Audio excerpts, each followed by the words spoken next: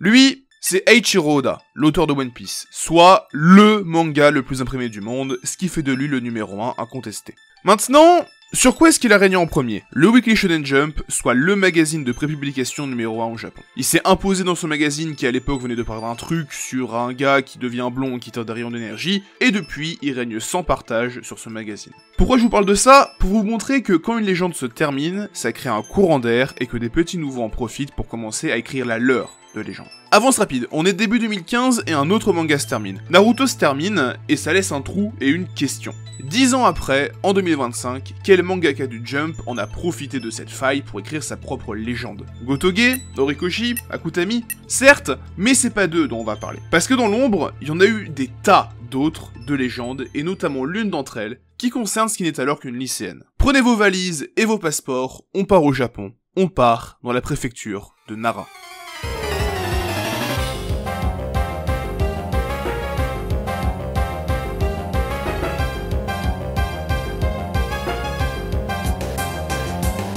On a mis un peu de temps à arriver, ce qui fait qu'on est donc le 21 septembre 2015. C'est un jour comme les autres, et a priori rien ne justifie une telle importance, mais c'est surtout un lundi. Et qui dit lundi, dit Weekly Shonen Jump. Après tout, Enjoy every Monday. commence donc dans le Jump de ce 21 septembre 2015 un gag manga, Samon-kun wa Summoner, un gag manga sans prétention sur une lycéenne très aimable et adulée par ses pairs qui se retrouve flanquée d'un de ses camarades de classe qui va se révéler être un invocateur qui prend un malin plaisir à lui pourrir la vie. C'est pas un gag manga qui va marquer l'histoire, mais il va malgré tout durer sa petite dizaine de tomes avant de tranquillement se conclure début juin 2017. Mais ce petit gag manga, il va fédérer une petite communauté et il va marquer au moins une personne. La protagoniste de cette histoire, une jeune femme qui répond au nom de Shiro Uzasaki. Elle n'est alors qu'une lycéenne, mais c'est une lectrice assidue du Shonen Jump depuis plusieurs années. C'est un magazine qu'elle apprécie particulièrement, principalement parce que c'est là que sont publiés deux de ses mangas préférés, World Trigger et My Hero Academia. Deux œuvres qui seront bientôt trois. Car cette adolescente de 17 ans va tomber sous le charme de Samon-kun wa Summoner.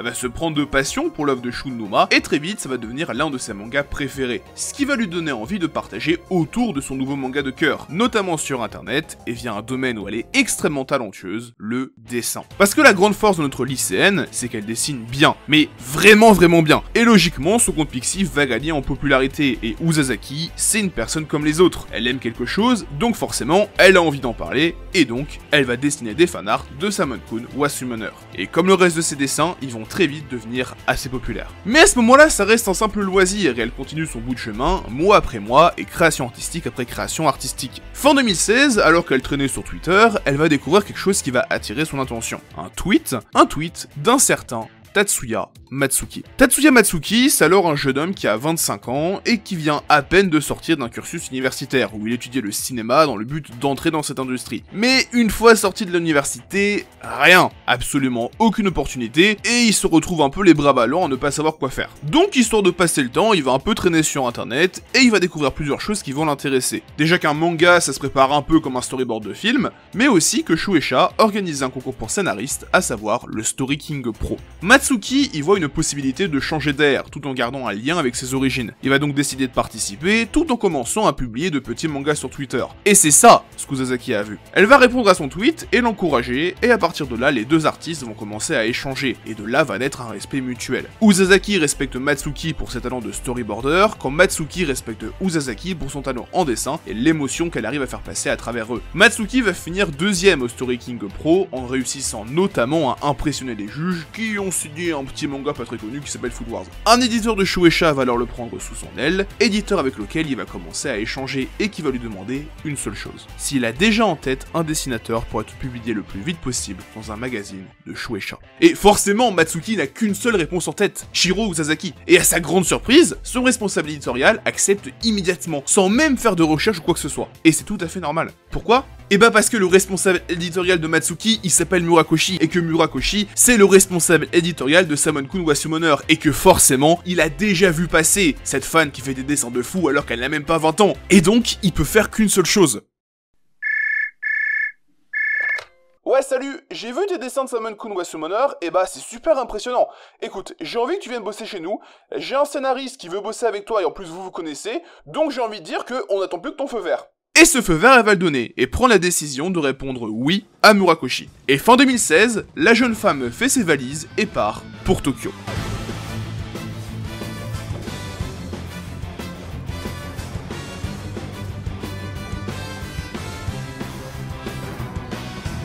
Un autre lundi, et donc un autre Shonen Jump, qui a tout pour être un Jump d'exception d'ailleurs. Déjà parce qu'il fête les 13 ans de Gintama, et qu'il n'y en a pas eu 14 des séries qui ont fêté leurs 13 ans dans le Jump. Ensuite, parce que ce Jump va teaser pour la première fois au 21e siècle les débuts successifs de 6 séries, parce que, faut remplacer Bleach ma bonne dame. Mais surtout, on trouve dans ce Jump numéro 9 de 2017, un one-shot. Bienvenue à la section cinéma du lycée artistique d'Asagaya.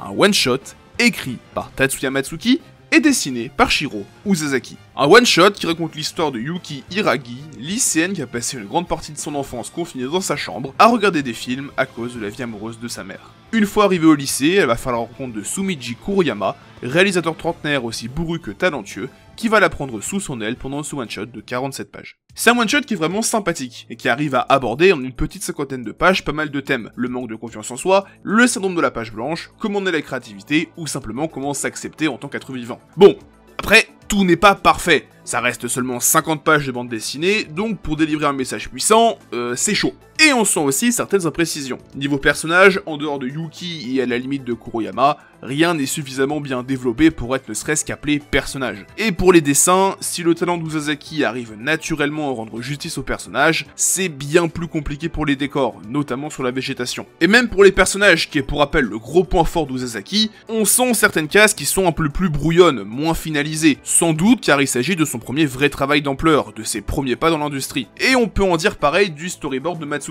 J'ai parlé de son écriture très limitée à cause du format, mais son découpage est lui aussi assez lourd, il y a en moyenne plus de 6 cases par page, voire 9 sur certaines, c'est vraiment beaucoup trop. Et c'est sans parler du texte qui est dispersé un peu partout, ça donne parfois des pages qui semblent saturées au premier regard, c'est vraiment pas agréable, et parfois t'as juste l'impression de lire un light novel qui essaie de se déguiser en manga. Mais bon, dans l'ensemble, le one-shot, il va être bien reçu. Il va même provoquer un petit engouement au Japon. Certains vont saluer le regard neuf que ça mène sur une thématique qui est assez peu traitée par le magazine, d'autres vont simplement mettre en avant l'âge d'Uzazaki, qui n'avait que 19 ans au moment où sort ce Jump. Mais après, ça veut pas dire que le one-shot n'a pas reçu de critiques, des critiques qui seront généralement assez similaires à ce que je viens de vous dire. Découpage trop chargé, dessins par moments assez approximatifs, bref, il y a encore du travail, et Uzazaki, elle va passer 2017 à progresser et à s'améliorer, en illustrant par exemple une œuvre amateur, Kaekochi Shinju Virgin Road. Le temps passe, et on arrive début 2018, et comme à son habitude en début d'année, le Shonen Jump s'apprête à lancer des nouvelles séries. Shudan et Cross Account se terminent pour laisser place à deux nouveaux venus. Boss Beats de Ryuji Hirano,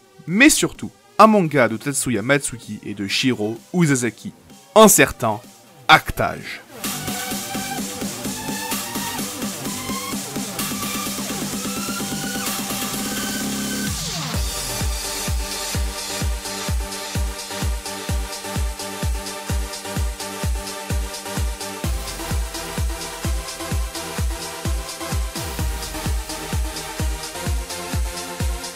C'est le 22 janvier 2018 que commence Actage dans le Weekly Shonen Jump.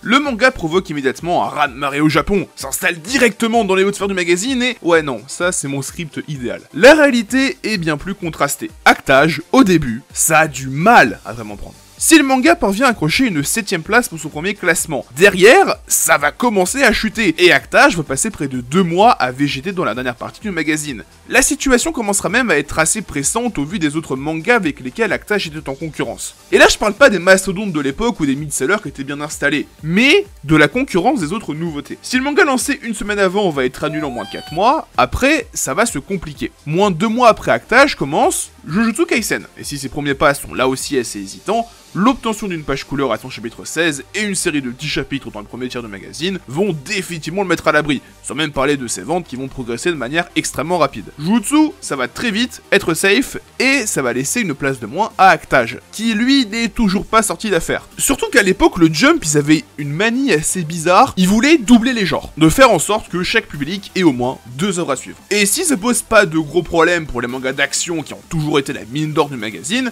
Derrière, ça va être plus compliqué. C'est à ce moment-là que va vraiment commencer l'énorme disette de mangas de sport du label Jump par exemple. Et si IQ et Food Wars tiennent la route et vont la tenir encore un long moment et qu'Inomaru Sumo continue d'exister, derrière, rien ne va s'imposer. Robo X Laser Beam, terminé en 62 chapitres. Momiji no Kisetsu, 16 chapitres. Et plus on continue, moins ça arrive à tenir. Gag manga, romance, manga de mystère qui fait recontextualiser le monde. Derrière les piliers du Jump, rien ne tient. Et là où Actage aurait pleinement pu profiter de cette occasion pour s'imposer, le Jump va lui imposer un concurrent direct. Alice and Teiyo. Soit un autre manga qui utilise une discipline artistique, dans son cas la musique, et un autre manga qui, comme Actage, a une protagoniste féminine. Il était évident que les deux séries allaient se marcher dessus, surtout que le public pour ce type d'œuvre dans le Jump n'est pas non plus titanesque. Et donc, si je vous dis qu'un des deux mangas a été annulé en moins de 20 chapitres, vous ne serez pas surpris.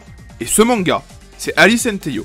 Et ça aussi, c'était parfaitement prévisible. Parce que dans le numéro qui va précéder le lancement d'Alice and Teiyo, Actage obtenait une page couleur. La première depuis ses débuts, qui annonçait plusieurs choses. Déjà le climax du premier vrai arc du manga, un concours pour gagner l'illustration, et surtout, la popularité croissante du manga. Le combat était simplement gagné d'avance. Alice and Teiyo a voulu naître au moment où Actage a vraiment commencé à vivre. Et à partir de là, la voie vers les sommets s'ouvre à Uzazaki, à Matsuki, et à leur héroïne, Kei Yonagi. La dynamique positive qui s'installait déjà avant la page couleur du chapitre 22 va se confirmer, et après une 12e place au chapitre 24, Actage va s'envoler, ne quittant plus le top 10 de l'année et se permettant même 3 apparitions sur le podium du Jump. Pour les ventes des tomes, là aussi, ça va s'envoler, et d'un tome 1 qui vendait 24 000 copies en 26 jours en mai, on passe à un tome 4 qui en vend 52 000 en 24. Début 2019, Actage est passé d'un rookie à la survie conditionnelle à un manga prometteur, tout simplement. Et 2019 va être là aussi une excellente année, voire même une année exceptionnelle pour le manga. Est-ce que vous vous rappelez du tome 4 qui vendait 52 000 copies en 24 jours? Le tome 7 x2, 110 000 en 25. Ah oui. Pour le Jump, là aussi l'année va clairement représenter cette croissance. Le manga va prendre de l'importance avec 10 mises en avant dans 2 couvertures du magazine, et c'est surtout ce qu'on peut voir avec les couvertures groupées du Jump. Ok, petite explication. Le Jump, c'est un magazine qui publie généralement une grosse quinzaine de mangas chaque semaine, et qui donc alterne chaque semaine le manga qui est en couverture. Annonce d'animé, célébration d'un cas de tirage, anniversaire, ou simplement popularité de l'œuvre, les raisons sont diverses et variées, et généralement, plus t'es populaire, plus t'as la couverture. Cependant, il y a un type de couverture où tout le roster apparaît. Les couvertures groupées, généralement avant les pauses du magazine. Et on peut clairement se rendre compte de la hiérarchie des séries, car plus une série est proche du premier plan, plus elle a une importance significative pour les éditeurs. Et c'est ce que va faire Actage, prendre une importance. Petit à petit, l'œuvre va s'approcher du premier plan, ce qui est un argument de plus dans son importance grandissant dans le magazine, qui est dû aux ventes, certes, mais aussi à une excellente réception critique. Next Manga Award 2019 5ème, devant Jujutsu Kaisen, Gotobu no Hanayome ou Kemono Incident.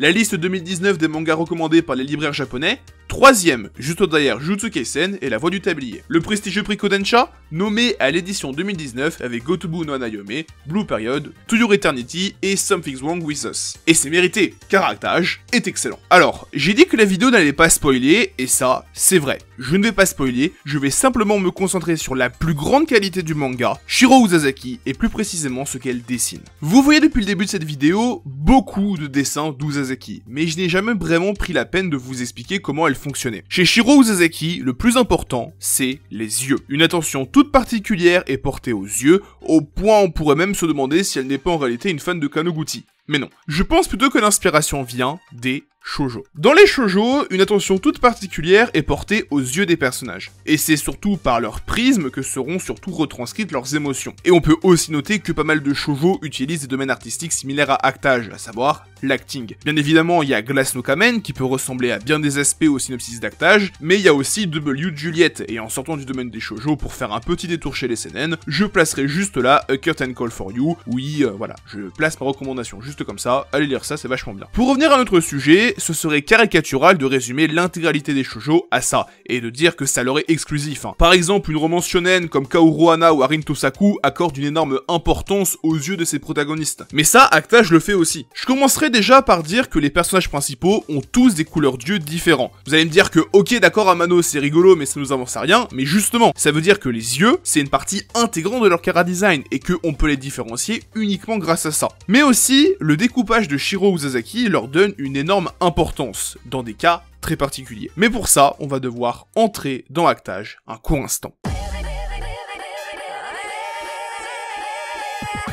Chapitre 13. Kei joue son premier rôle dans une grosse production, celui d'une figurante dans le film Death Island. Et le chapitre est rempli de cases où les yeux de Kei sont essentiels. Je pense particulièrement à cette case où on voit directement que l'œil gauche de Kei est au centre même de la case, attirant notre regard directement. Et on trouve juste en dessous cette succession de 3 cases où la caméra est traitée comme un autre œil. Et sur la page suivante, une autre case où l'œil n'est certes pas parfaitement au centre, mais où le focus se fait encore une fois naturellement. Pourquoi ? Parce que c'est le seul élément qui n'est pas grisé. Et c'est encore plus évident sur la double page qui suit. La bouche de Kei est masquée, donc c'est par son œil droit que passe toute émotion. Émotion qui sera de la fausse panique, comme suggéré juste après par le contour des yeux qui se brouille légèrement. Pas mal, hein ? Mais ça c'est juste pour la panique. On peut aller un peu plus loin. Chapitre 40. Kei joue cette fois le rôle de Campanella dans une pièce de théâtre, un garçon qui voyage à travers un train qui l'amène à sa propre mort. Et la première chose qui frappe, c'est qu'on peut remarquer dans les yeux de Kei une trame qui est très légère, mais qui suggère déjà qu'elle est en train d'entrer dans le rôle de Campanella. Et quand elle entre sur scène, sa transformation est complète. Et pendant quelques chapitres, les yeux de Kei vont s'éteindre quand ceux de Campanella vont s'allumer. Durant toute la représentation, le talent de Shiro Uzazaki va atteindre son pic. Kei sera Campanella pendant 12 chapitres. 12 chapitres où Actage va nous montrer la lente immersion du public, ce qu'on va lentement ressentir. Non pas grâce à l'écriture de l'œuvre, mais au dessin d'Uzazaki. Kei semble avoir pendant ces 12 chapitres une carrure d'épaule un peu plus large, et elle est toujours dessinée de manière à cacher la vraie longueur de ses cheveux. Pendant 12 chapitres, on ne suit pas Kei, mais Campanella. Et la première chose qui le montre, c'est les yeux du protagoniste. Et je terminerai sur 2 cases du chapitre 82. Pas besoin d'expliquer quoi que ce soit, juste les voilà. Je pense que le choc et la colère de Kei ressortent suffisamment. Uzazaki va, avec Actage, atteindre un niveau qu'elle ne pouvait pas espérer toucher en restant dans son coin. Ces illustrations en couleur vont aussi l'illustrer, cette montée en gamme, parce qu'à chaque fois, ça sera du bonbon pour les yeux. Et cette double page du chapitre 119 va illustrer un autre point majeur du style Uzazaki, qui est peut-être aussi important que les yeux, les cheveux. Chacun des personnages importants du manga a une coiffure unique et Uzazaki aime faire une chose toute particulière. Des mèches de cheveux détaillées qui tombent sur leur visage, ou alors autour. Kei, Yuki, Shioko, Hanako, et même sur un personnage comme Riku, elle arrive à glisser des cheveux sur son visage. C'est un point majeur de son style depuis ses débuts, et qui va rester au cœur de son identité artistique. Le plus vieux fanart qu'elle a posté sur Pixiv accordait une grande importance aux cheveux également. Enfin, ça va pas non plus l'empêcher de designer un personnage chauve, mais au passage de lui donner une barbe assez fournie. Et la caractérisation des rôles de Kei va aussi passer par là, par leur coiffure. Campanella et la princesse à l'éventail ont tous deux des coiffures très différentes de celles de Kei. C'est quelque chose qui est extrêmement important pour elle, et qui est donc un domaine sur lequel elle a énormément pu travailler pendant Actage. Et c'est sans oublier les autres points où elle a énormément progressé, notamment les décors. Voilà une double page du chapitre 90, qui sort moins de 3 mois après Asagaya. Et pour rappel, les décors d'Asagaya, c'est ça. Asagaya qui d'ailleurs sera inclus dans la continuité d'Actage, parce que la protagoniste du one-shot, Yuki, va devenir l'un des personnages secondaires d'Actage. Début 2020, Actage est donc à son pic. Et si les classements de Jump accusent un léger coup de mou, les ventes des tomes ne vont faire que progresser, et Shueisha va commencer à travailler autour de la licence. Va être annoncée la mise en chantier d'une adaptation théâtrale de la pièce du train intergalactique, quand Uzazaki et Matsuki vont même devenir les juges du Story King Pro, soit le concours qui avait à l'époque révélé Matsuki. Tout va pour le mieux, et l'avenir est radieux. Actage va continuer à avancer, et absolument rien.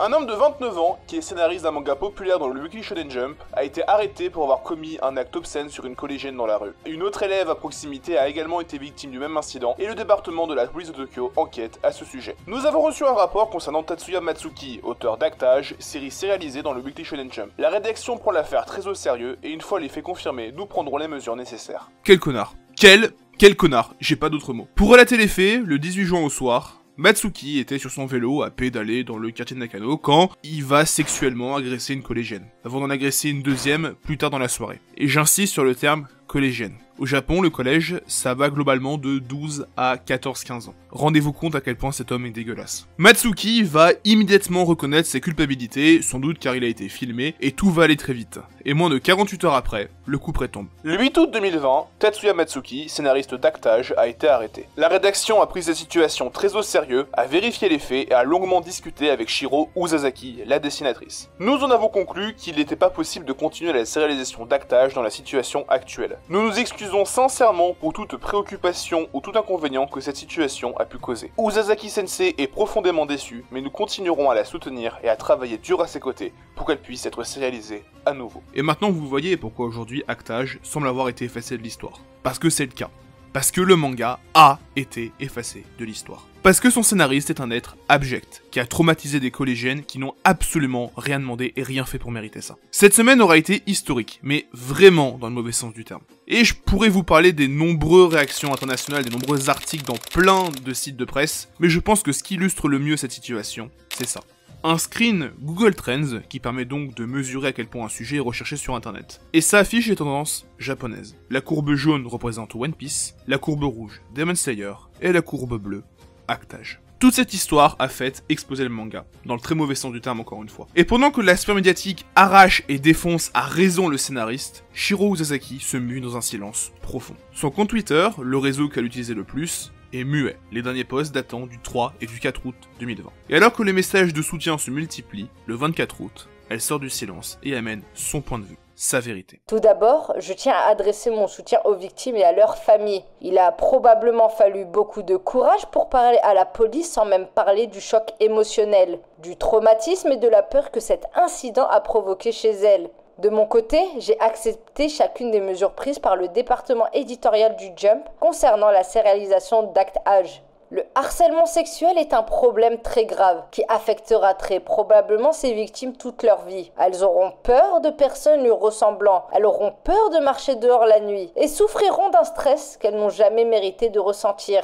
Si on considère que le simple fait de laisser Actage continuer puisse empêcher la guérison des victimes et ne pas leur permettre d'avancer, je pense que mettre fin maintenant à cette série est la meilleure des décisions. Fans d'Actage, je vous remercie pour votre soutien sans faille et je suis vraiment triste que notre voyage se termine ainsi. Cependant, ne redirigez pas votre colère et déception sur les victimes. Elles ne sont pas à blâmer pour la fin de la série, elles ont simplement voulu être défendues par la justice et ne pas accepter la douleur d'un harcèlement sexuel. Ne les blessez pas en les humiliant ou en les blâmant pour tout cela. Je comprends ce que vous ressentez, vous qui avez aimé et vécu Actage, et je suis comme vous. Mais s'il vous plaît, ne transformez pas cet amour en haine. Réfléchissez, essayez de comprendre les autres et ne soyez pas aveuglés par vos émotions. Je souhaite de tout cœur que les victimes puissent recevoir les soins dont elles ont besoin pour qu'elles puissent vivre en paix et laisser derrière elles cette expérience traumatisante.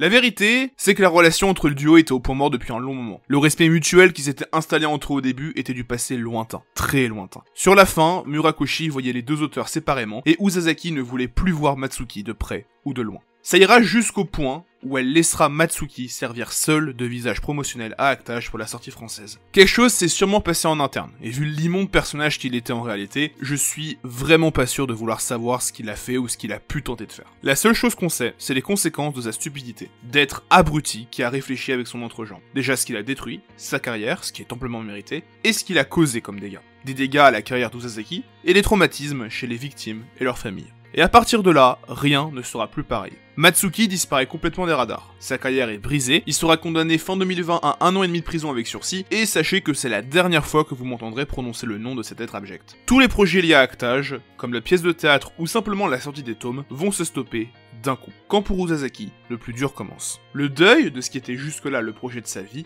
va commencer. Mais avec au bout, l'espoir de se relever, et de pouvoir continuer à avancer. 24 août 2020. 12h, heure de Tokyo. Juste après avoir posté son message sur Twitter, la dernière chose qu'il y a à lire à Actage, Shiro Uzasaki commence son propre chemin, et avec lui, sa reconstruction.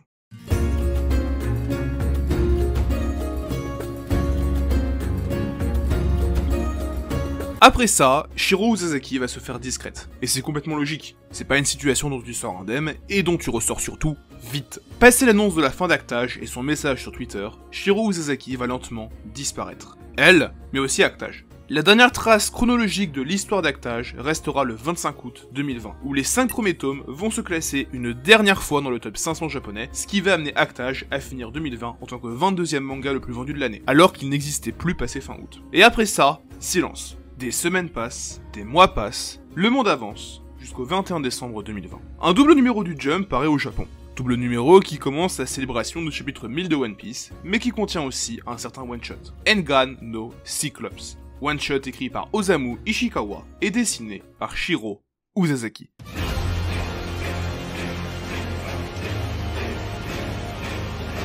C'est pas fou.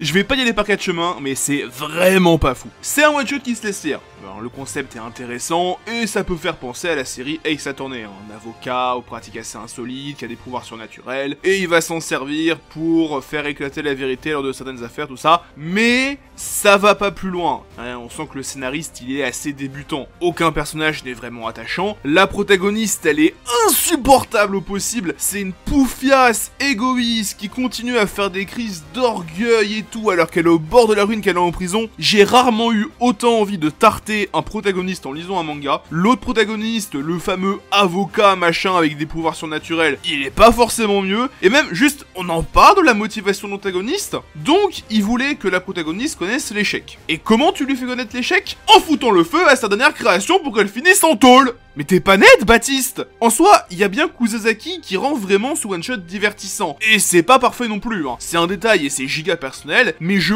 déteste ce genre de trame à motif. Et c'est personnellement un autre point qui fait que j'ai beaucoup de mal à apprécier Engan no Cyclops. Et je suis visiblement pas le seul, puisque le scénariste va complètement disparaître de la circulation. Ou alors il a pris un pseudonyme, et ce serait pas surprenant parce que porter le même nom qu'un animateur vétéran de la Toei qui a bossé sur plein de trucs, j'imagine que ça doit pas aider à se faire un nom par soi-même. Engan no Cyclops ne va déboucher sur rien, la réception a sans doute pas été super positive au Japon, et après ça, Shiro Uzazaki, elle va repartir dans l'ombre. Et je vais passer un peu plus vite sur 2021, parce qu'elle a fait plein de trucs, mais des trucs sur lesquels il y a moins à dire. Donc, elle a fait une couverture du Weekly Playboy de Shueisha début janvier, magazine pour lequel ont déjà dessiné d'autres mangaka, et où on se rendra compte qu'elle a en fait rien perdu de son niveau. Ensuite, elle va faire une illustration pour un escape game en mars, et en août, on va apprendre que Shiro Uzazaki a designé une VTubeuse, ce qui est parfaitement logique parce que Uzazaki, c'est une immense fan du milieu des VTubers depuis très longtemps. Sachez que la VTubeuse en question, elle s'appelle Mayuri, qu'elle a une chaîne YouTube, et surtout qu'elle est encore active aujourd'hui. Je vais m'arrêter fin mars 2022 parce que Shueisha va faire un truc super intéressant. Ils vont dévoiler Shueisha Games,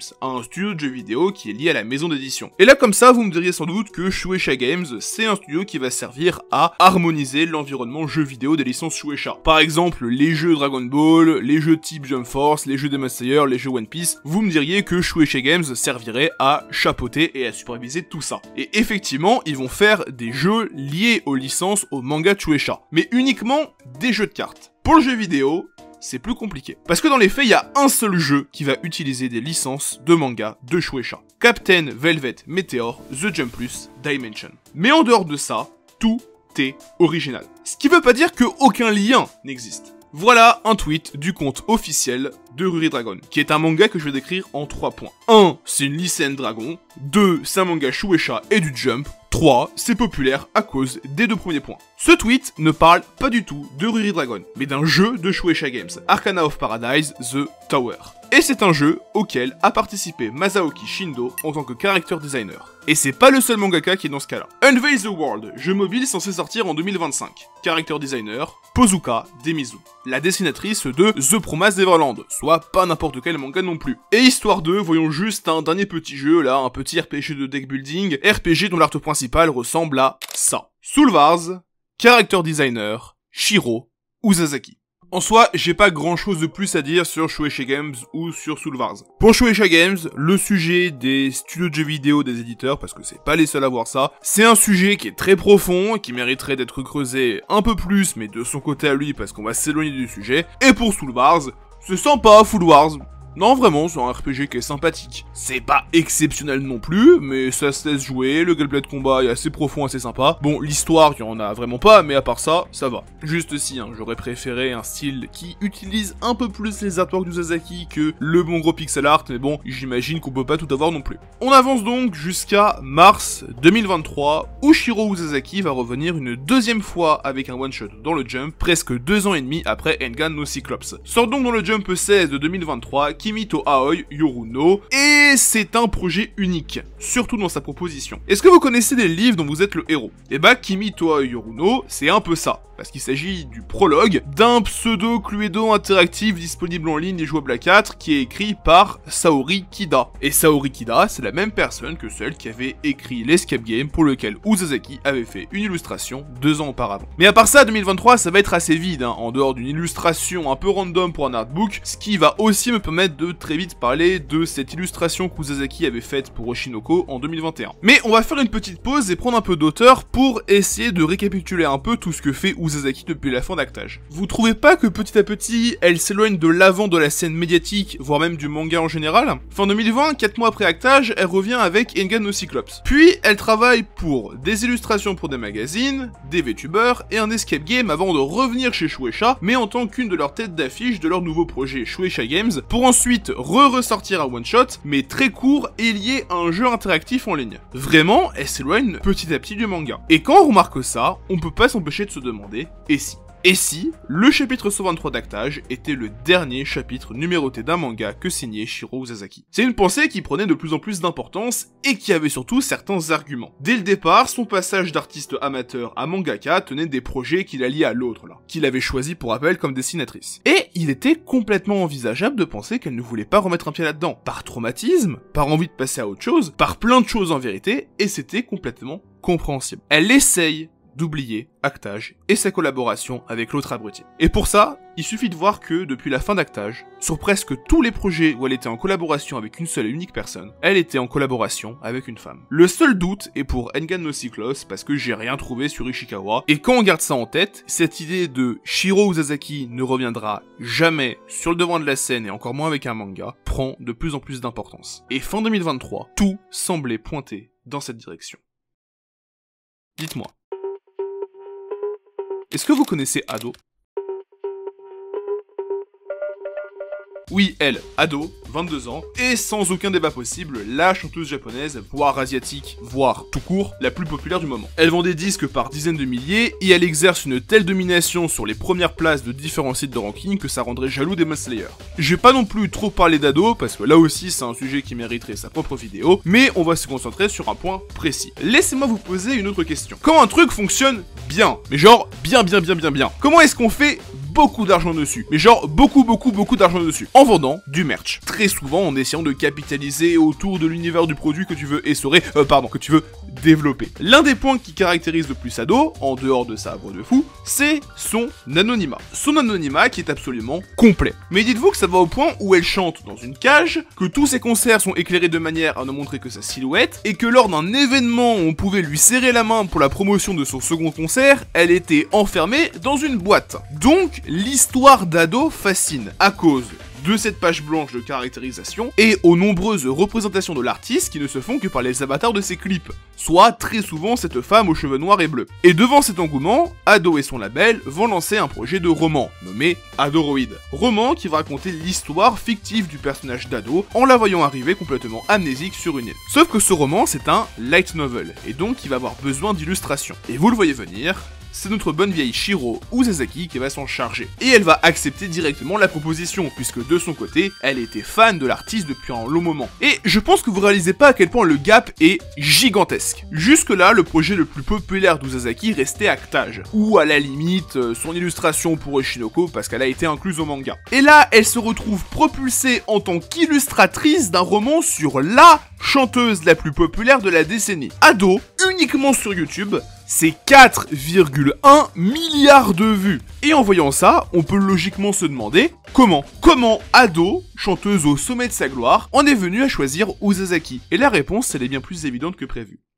Ado était fan d'actage. Ce qui fait qu'on peut encore trouver ce tweet de 2020 où elle tweet d'admiration en remarquant qu'Uzasaki la suivait sur Twitter. Ou d'autres tweets où elle rêvait de chanter l'ending d'un éventuel animé actage. Et on est à ce moment-là 4 mois avant le single Usewa qui va devenir l'élément déclencheur dans la popularité actuelle d'Ado. Uzasaki n'avait que 18 ans à la sortie d'Asagaya. 4 ans plus tard, à peine quelques jours avant les agressions du connard, une autre jeune femme de 17 ans, qui allait devenir la japonaise la plus populaire du monde, témoignait son admiration et encore 4 ans après, cette même jeune femme, qui avait maintenant 21 ans et qui était au sommet du monde, travaillait avec la mangaka qui avait marqué la fin de son adolescence. Adoroid va finalement sortir mi-avril 2024, mais dans le fond, c'est pas vraiment important. Et on se dit que de toute façon, Uzasaki va repartir dans ses projets dont elle seule est le secret. Et c'est ce qu'elle va faire. Et elle va revenir à la fin de l'été 2024 avec un projet qui a pris tout le monde de court. Un projet qui était à la fois extrêmement surprenant au vu de son parcours, mais diablement logique avec le recul. Et un projet que tout le monde attendait.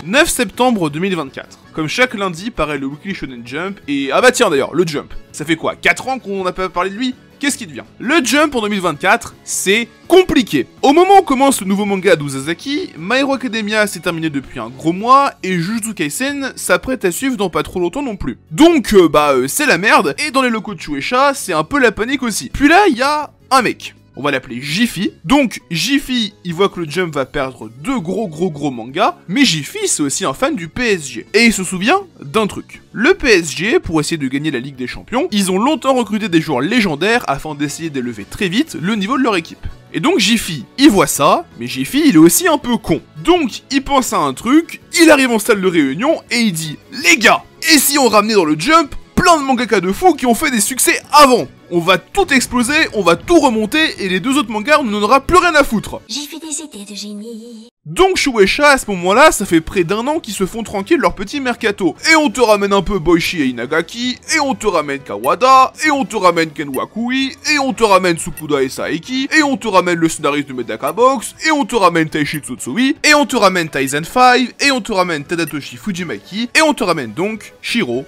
Uzasaki. Uzasaki qui revient au dessin d'Ichi the Witch, mais encore une fois accompagné d'une scénariste, Osamu Nishi. Et c'est une personne qui est très intéressante. Déjà, c'est une femme, ce qui fait que entre elle et Ado s'ajoutent 2 collaboratrices, mais surtout, c'est une mangaka qui est déjà très expérimentée. Et pour ça, on va devoir revenir un peu en arrière.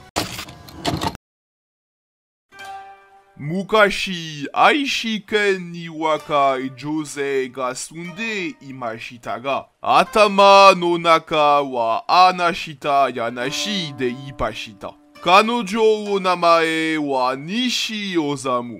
Furusato no mise o mite mawata seishunji da ogote. Quoi, non mais t'as remonté trop loin là. Il faudrait comprendre. Ah bah bravo Nils, super pour l'explication. Génial, je te remercie. T'es vraiment un sale petit con, hein. Ils auraient compris, c'est pas grave. Bon, on va oublier sa connerie là et on va reprendre plus sérieusement. Osamu Nishi est de 5 ans l'aîné d'Uzasaki, mais en termes d'ancienneté, sa première série elle date de septembre 2014. Mais ce sera un flop, donc elle va se conclure à peine 1 an plus tard. Après cet échec et après avoir fait un autre one-shot, elle va prendre la décision qui va changer sa carrière. Abandonner la dark fantasy, qui était jusque-là son genre de prédilection, pour aller dans un registre plus léger et familier. Tout en gardant ses inspirations originales en tête, elle va créer un manga qui va taper dans l'œil de l'éditeur en chef du Weekly Shonen Champion. Début 2017, Iruma à l'école des démons débute donc dans le magazine d'Akita Shoten. 7 ans, 42 tomes, 3 saisons d'animé, 2 spin-offs et plus de 16 millions d'exemplaires imprimés plus tard, l'œuvre s'est imposée comme l'un des très grands leaders du Shonen Champion.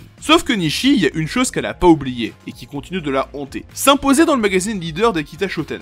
C'est déjà un accomplissement en soi, et c'est tout à fait respectable. Mais ce dont Nishi rêve, c'est de prendre sa revanche, de revenir chez Shueisha, et de tout casser là-bas. Mais elle est pas bête non plus. Elle sait qu'elle supervise seule une série hebdomadaire dans le Champion, qu'elle est en plus de ça impliquée sur les autres spin-offs d'Iruma, notamment le spin-off mensuel Episode of Mafia où elle est scénariste, et donc elle sait que si elle veut s'imposer chez Shueisha maintenant tout de suite, elle peut pas le faire seule. Et c'est ce qui va l'amener à collaborer avec Shiro Uzazaki, dans ce qui est le premier duo 100% féminin de l'histoire du Shonen Jump. Et comme pour Actage à l'époque, il y a une part de risque. Mais pour ça, je vais devoir vous raconter un peu de quoi parle Ichi the Witch. Ichi the Witch, ça parle d'un monde où des créatures surnaturelles, les Magic, existent, sont chassées et font passer des épreuves à des femmes pour qu'elles puissent obtenir leur magie et devenir des sorcières. Et Ichi, un jeune homme qui vit dans une montagne, arrive à passer l'épreuve du Magic Uroro, défiant ainsi l'ordre établi et devenant la première sorcière de sexe masculin. Là où je veux en venir, c'est que Ichi the Witch, c'est une œuvre de fantasy. Une fantasy qui est assez proche d'une fantasy médiévale, ou plus précisément historique, puisqu'il est fait mention d'un train dans le premier chapitre, et c'est rarement quelque chose qui fonctionne dans le Jump. Et quand ça arrive à tenir, ça donne rarement des œuvres qui parviennent à être au premier plan du roster de leur époque, avec les exemples récents de Mashle ou de Black Clover. Donc au départ, difficile d'être très optimiste pour Ichi the Witch. Et donc à ce moment-là, on se dit que peut-être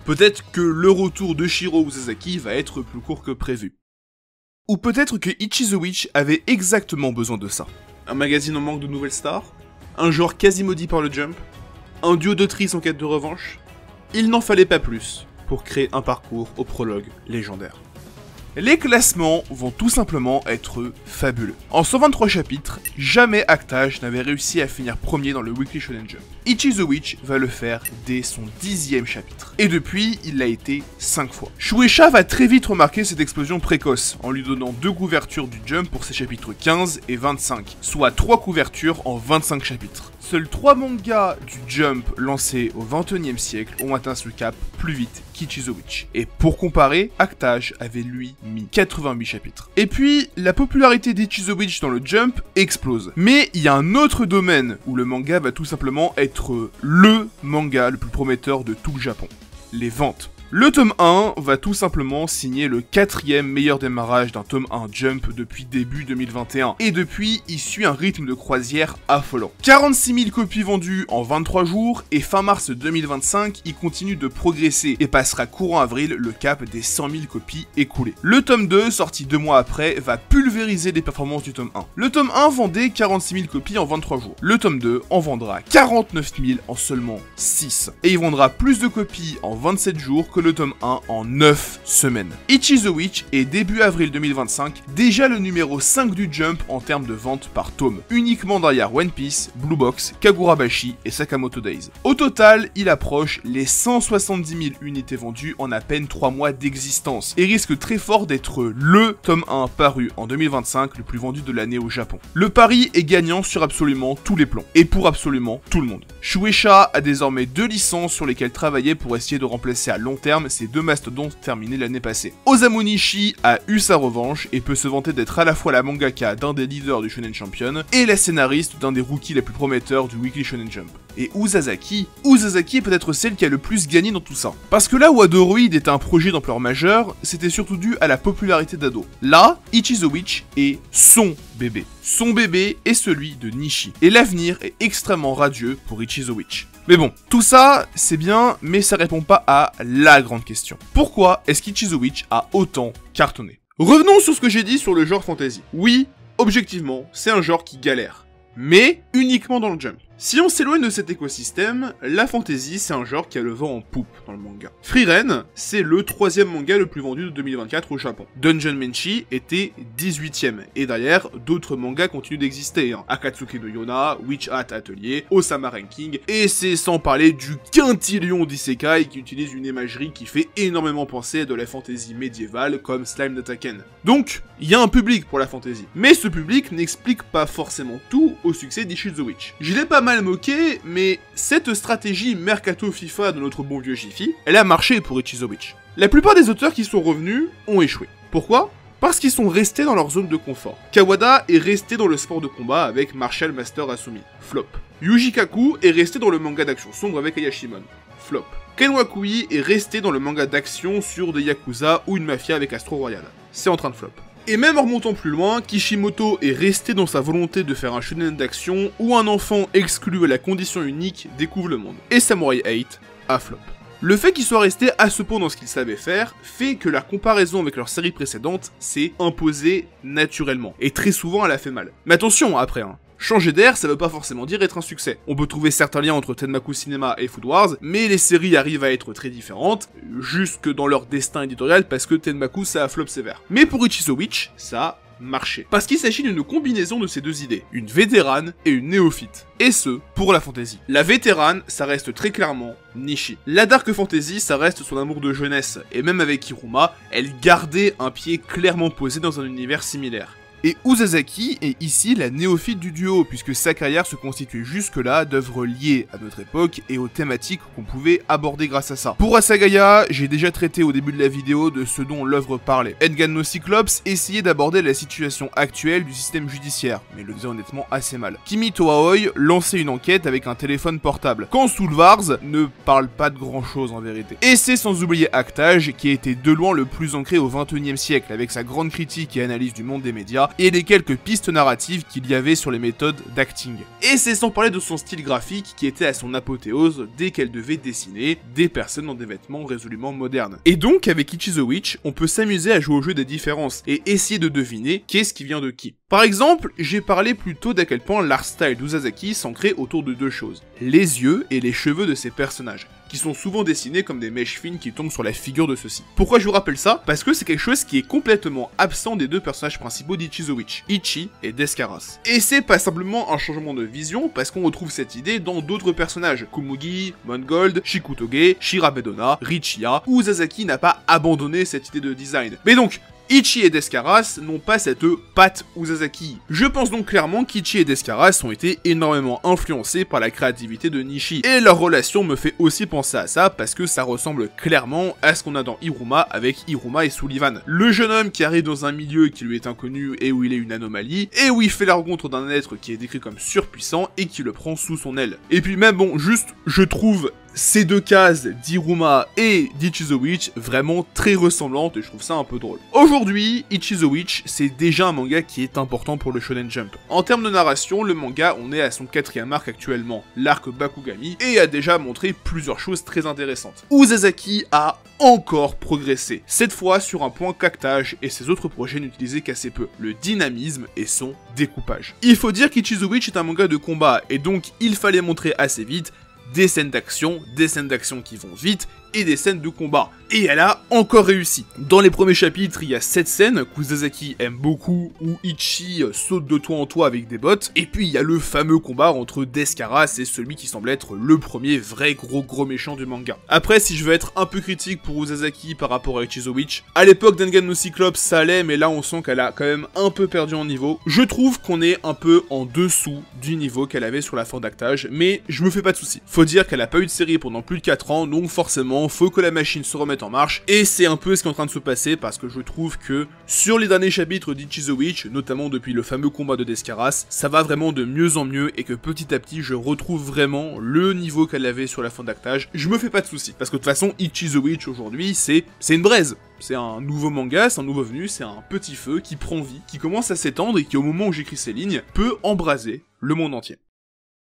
Et là, on en revient à cette fameuse image d'Eiichiro Oda. Et peut-être que vous vous souvenez de ce que j'ai dit en introduction, la fin d'une légende qui laisse la place pour le début d'une autre. Et donc, je vais vous poser une dernière question. Quelle légende s'est terminée pour laisser la place à celle de Shiro Uzazaki? La réponse, c'est qu'il s'agit de la légende de Shiro Uzazaki. Et là, je vais parler un peu de moi. Vous vous en souvenez peut-être, mais il y a 4 ans, je sortis une vidéo sur Actage, quelques mois après sa conclusion. Je revenais dessus, certes assez maladroitement, mais du mieux que je pouvais à l'époque, et je terminais sur une lettre d'amour assez maladroite pour Actage, œuvre dont j'étais tombé amoureux, mais dont j'en étais venu à haïr le scénariste. Et je n'en parlais pas, mais j'étais aussi assez inquiet. Inquiet qu'un jour, on ne puisse pas revoir Shiro Uzazaki exprimer l'intégralité de son talent. 4 ans plus tard, beaucoup de choses ont changé. L'autre ordure croupit toujours dans la puanteur de son échec, et chaque jour j'espère qu'il va y rester. Shiro Uzazaki s'est reconstruite, elle a su s'entourer de nombreux artistes qui l'ont aidé à se relever et à avancer. Et c'est sans parler de Shueisha qui l'a pour le coup vraiment aidé et accompagné en lui parlant de nombreux projets comme le Weekly Playboy ou Soul Wars. Aujourd'hui, presque 5 ans après la fin d'Actage, Shiro Uzazaki est à nouveau au sommet, à la tête d'un manga qui a tout pour toucher les étoiles. Actage était réellement sa première légende et maintenant, Ichizo-Witch a pris le relais en incarnant le plein potentiel de cette dessinatrice qui n'a pour rappel même pas 30 ans. Le destin a même fini par lui sourire parce que Ichizo-Witch est publié en même temps que Super Psychic Policeman Shoujo, soit un manga de Shun Noma, l'auteur de Samon-kun wa Summoner. Elle a fini par retrouver l'auteur de son manga préféré. Et alors oui, à l'heure actuelle, devant tout ce qu'elle a fait, sa résilience à toute épreuve, sa capacité d'adaptation, et tout simplement son talent, oui, je le dis, Shiro Uzasaki est pour moi la plus grande mangaka de sa génération. Et ça, c'était son histoire.